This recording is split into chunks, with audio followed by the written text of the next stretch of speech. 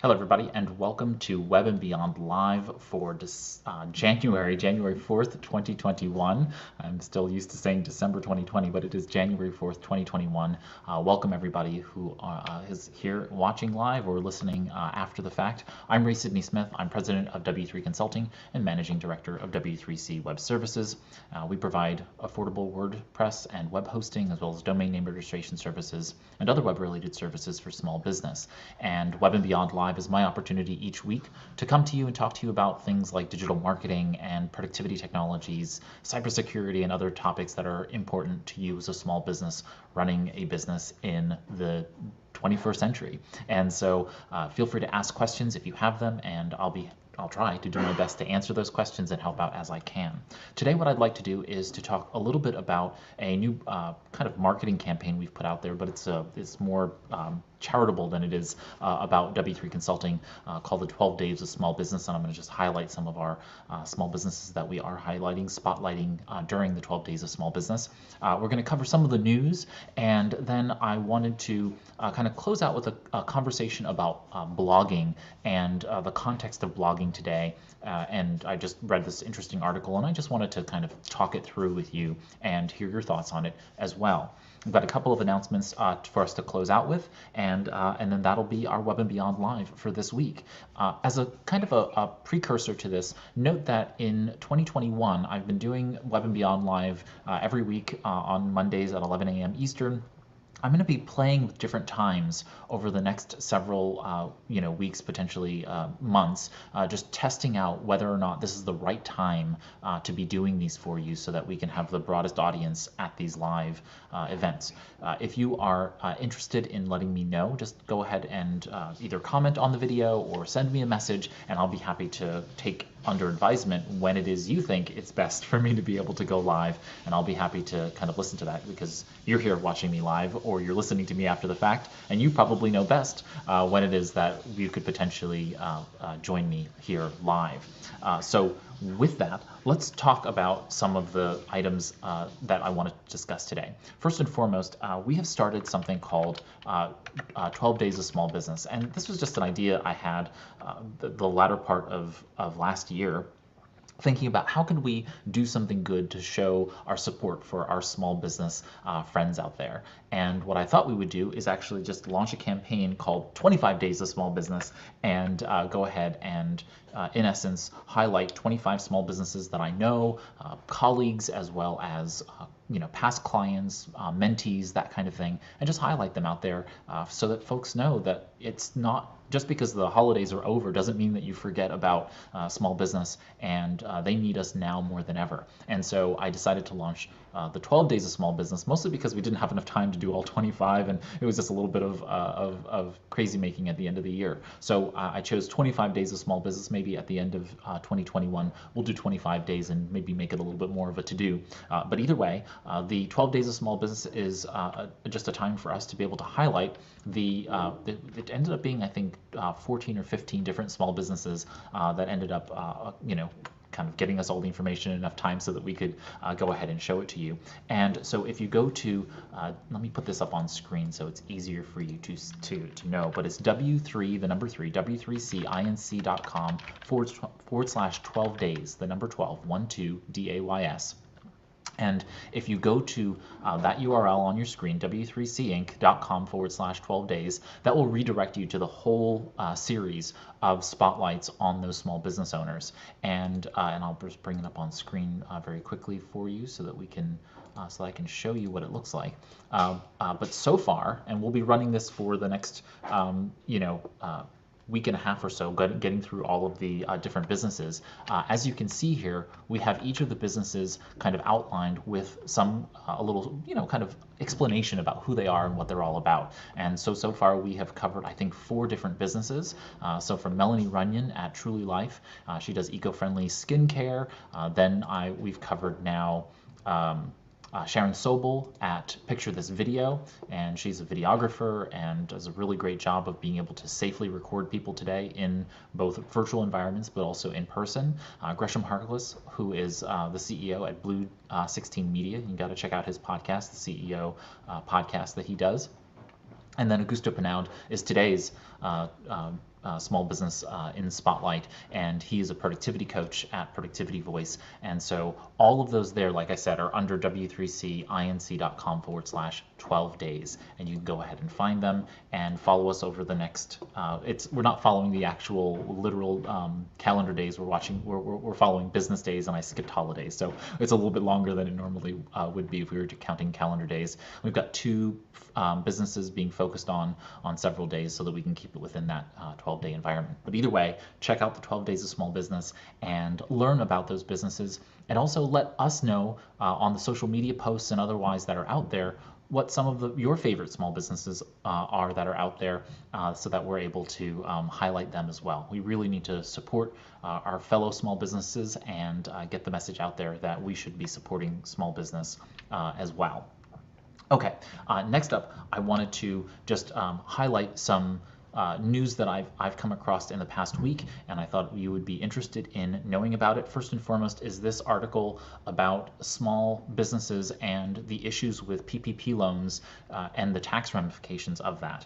What we're learning is that the new COVID relief bill, which was just signed into law, they are providing relief for the tax implications for the covered expenses of the PPP loan, the Paycheck Protection Program.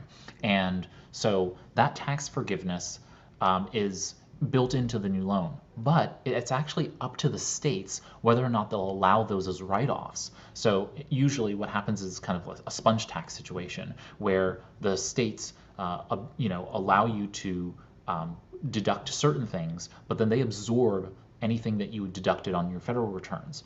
So I'm not an accountant, so don't take my word on any of this. You should talk to your tax advisor. But in essence, what I've understood from this article is that certain states may not allow those businesses to write off that tax forgiveness from the federal government, which could potentially cause them problems. So just get the word out, letting your fellow small businesses know, let your fellow colleagues know that they should be paying attention, that if they took any PPP funds that tax forgiveness is on the federal level, they should find out on the state level and talk to their tax advisor and tax preparers about how to really address that. It sounds like from this article, though, that a lot of people are actually going to be filing extensions on their 2020 returns, their TY20 returns, in order to be able to figure out whether or not this is going to be allowed in their states, and therefore kind of adjust accordingly. So just another point of uncertainty and challenge for small businesses as we come into 2021 throughout this COVID-19 pandemic, but hopefully this all gets resolved and we're capable of having some positive outcomes here. Next up is, this was just a kind of a nice piece to read in and amongst everything, and I thought this was really good for us to take hold to. But WRCB TV had a story about a real estate agent, a real estate producer based in Chattanooga, I believe it is, and how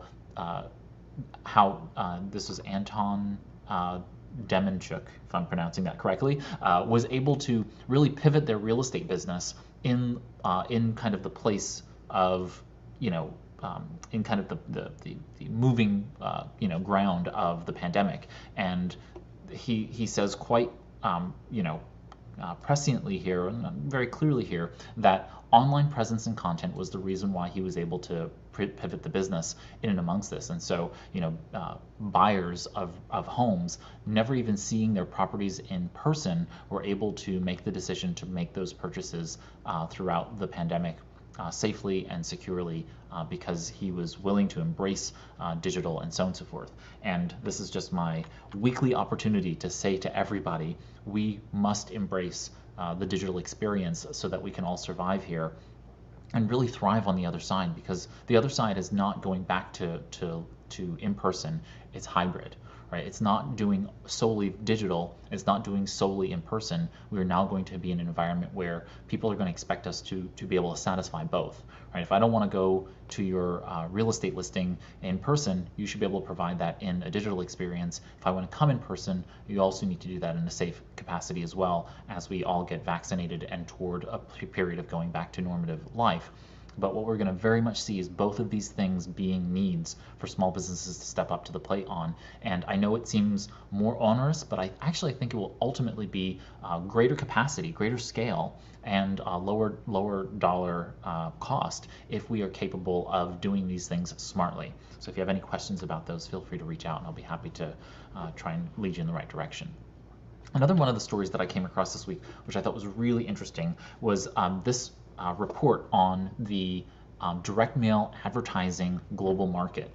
And what they basically were saying was because of COVID-19, there's actually been a rise in demand for direct mail advertising. And so this is just something to keep note of, which is that because more people are working from home and are at home now, we're seeing more people with an interest in businesses with an interest in getting in front of those people at home. They're paying attention, they're receiving their mail while they're at home. So maybe that probably changes a little bit of their interaction with things.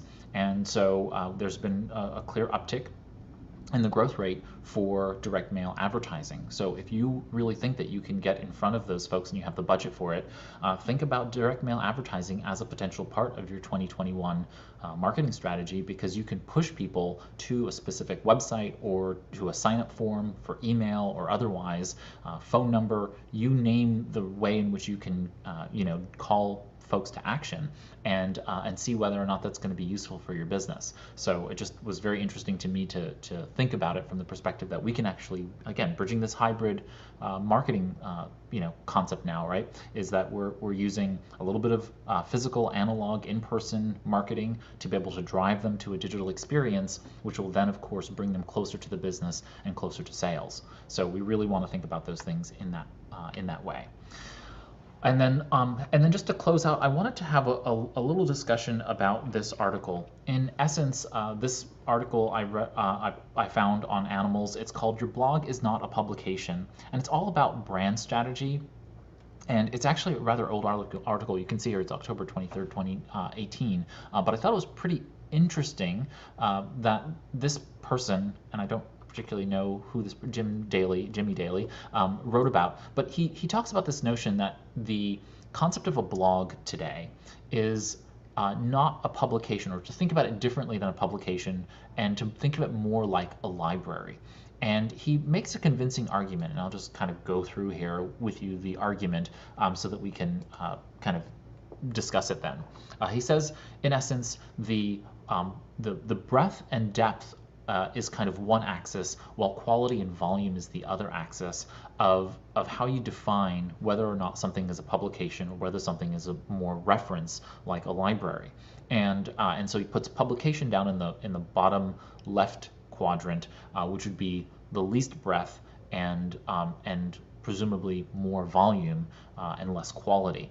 And then he puts high quality and greater depth in the library portion, and proceeds to kind of talk about this from a content marketing perspective, which is that if you are posting in a blog environment, you are creating a linear structure that is somehow better. Now, I didn't quite get the argument there, but I recognize that I recognize the concept of what he's trying to say, which is that if you are setting up a library function, it stands to be a greater, call it, foundation for people to be able to come and come back to on a regular basis. And one of my great principles with regard to launching any website, whether that be a website, blog, podcast website, all of those types of websites, e-commerce, they should be someplace I want to come to on a regular basis, right? I should consistently want to come there. I usually make the kind of outlandish statement: if I don't want to come to your website every day, then why do I want to come at all? That's usually the high bar standard that I try to shoot at everybody. And of course, that's outlandish, right? It's not that's the highest standard. It's not the standard you want to shoot for. But the idea here is that you want it to be of value to people. You want it to provide more than just a brochure that someone can read and then set down and walk away from. You want your website to be something that is useful to others in that way. And that's really what Jimmy Daly is talking about here, in the sense that he wants your website to do that. And that makes a lot of sense, except that there is actually a really good counterbalance to that argument, which is that blogs and blog posts that actually do really well are not actually those which are that fall into this bottom left quadrant. I think that there are a lot of blogs out there that go very deep into topics that cover quite a lot of quality content, and that content actually lasts for a good amount of time, and more importantly, that there's kind of an SEO argument here to the effect that if you have timely information and if you keep that information updated, that becomes useful to people. And that's not necessarily the library approach per se. I mean, there's an argument that we're kind of talking about the same things and just using semantics. But the idea here is that if I have a blog post that I wrote a year ago and then I update that to be timely, then Google sees that, and it sees the timeliness of that particular item, when it was published and when it was last updated. And those two pieces provide me with value. Now, there doesn't have to be a high, quality post in the sense of lots of depth. What it does need to do is it needs to answer the problem that's trying to be solved by the person searching on Google. So something as simple as a couple of sentences solving a problem can be very valuable on Google and the other search engines, even if it's not a 2,500 word piece.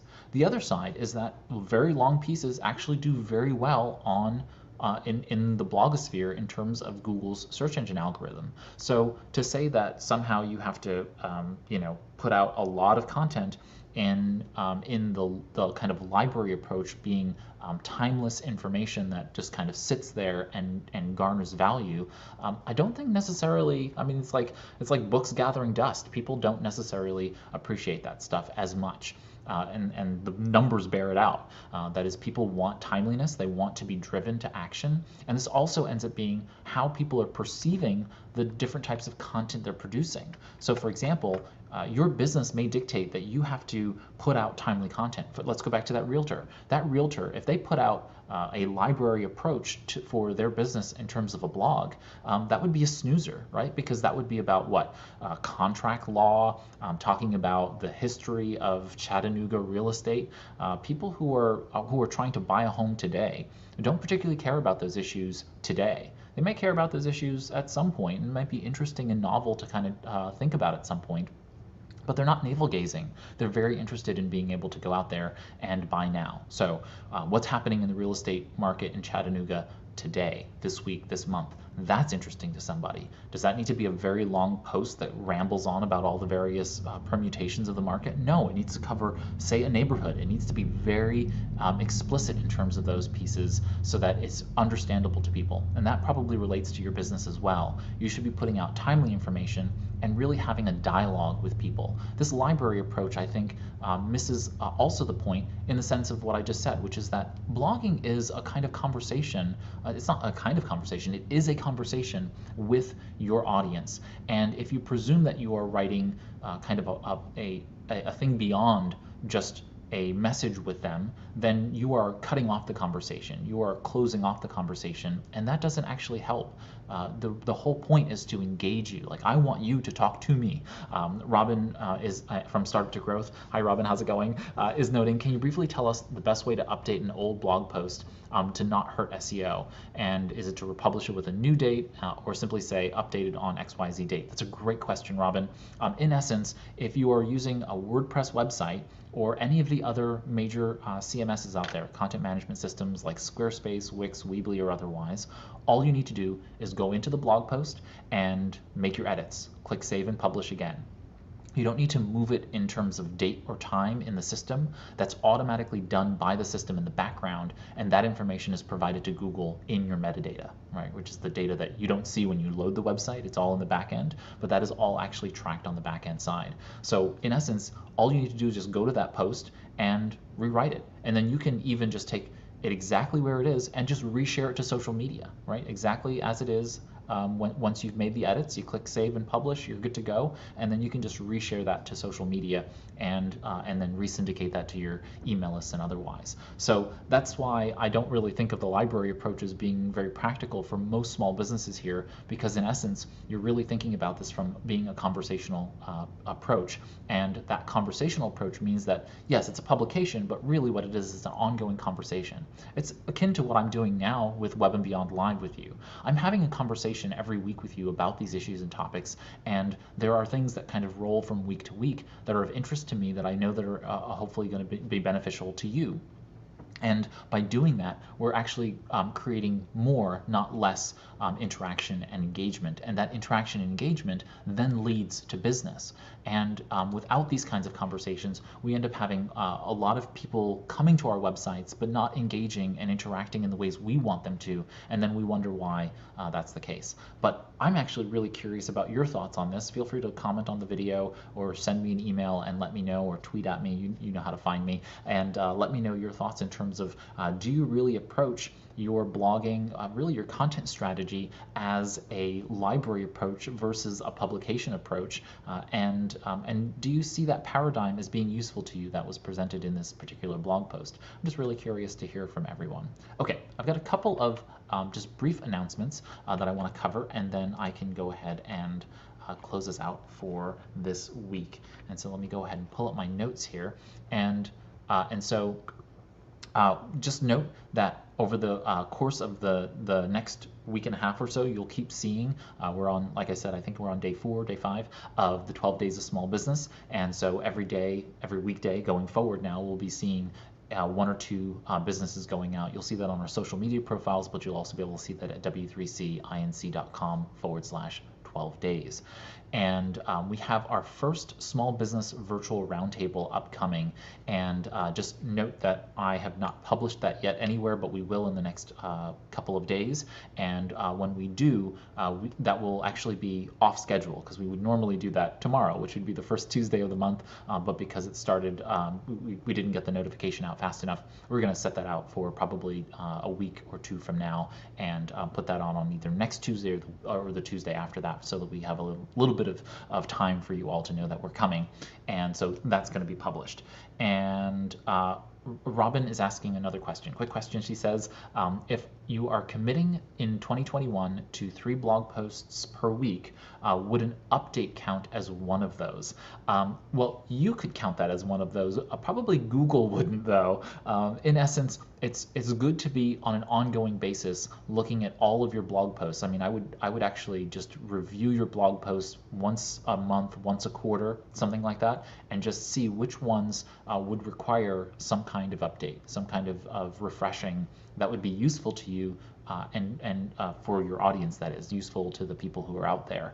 But that probably wouldn't be considered one of the additional blog posts that you would be producing, only because new content and greater numbers of posts, high quality posts, are the thing that actually help blogs generate enough traffic to warrant then conversion rate optimization over time. So once you get to that 150, 200 blog posts, then you know that you can start to look at those posts and convert people through that process. So you want to really be generating more quality content than updating past content in that initial phase. Once you get through that initial phase, then you can think, okay, let's go back and start tweaking some of those pieces. So for example, I think I have a 4 or 5 year old page that just covers social media image sizes.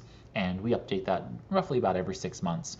And that's probably one of our highest traffic, other than people searching my name and finding it and coming to the website for just finding me. The next most popular page is that page about social media image sizes. So we just update it whenever we know that a major change has happened out there, and that usually ends up being about every 3 to 6 months, and it continues to do really well. But we don't count that as part of our blog post schedule.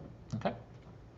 So like I said, the small business virtual roundtables will resume likely the second Tuesday or third Tuesday this month, and then it'll go back to our first Tuesdays. And then we have our Web and Beyond webinars, which are going to continue. They're twice monthly webinars on different topics around digital marketing and productivity for small business. And you can find those by going to w3cinc.com/. events. So if you go to that link, w3cinc.com/events, you'll be able to find out all of the upcoming Web and Beyond webinars. And then last but not least is, if you didn't know, I run a digital community that is a bit nascent, so we're launching and growing. It's at webandbeyond.community, so www.webandbeyond.community. That'll take you there. You'll sign up a little form, and then I will allow you into the community, and it is for small business owners to be able to share and learn about digital marketing, really managing and marketing on the web and beyond. And I think that it's just going to be a really great time for us to come together and start doing these kinds of collaborative learning that is really necessary for us to grow. And so I think that's all the announcements I have for today. So we've come to our end of our time together. Thank you so much for joining me. If you've enjoyed the live stream, feel free to click the thumbs up icon. That helps us make new small business friends, and so thank you for doing that. If you have a question, feel free to leave a comment. You can also tweet at me, you can email, find me however you need to. I'm at W3 Consulting on Twitter and most other places, or you can just search W3 Consulting on Facebook and LinkedIn and otherwise, and you'll find us.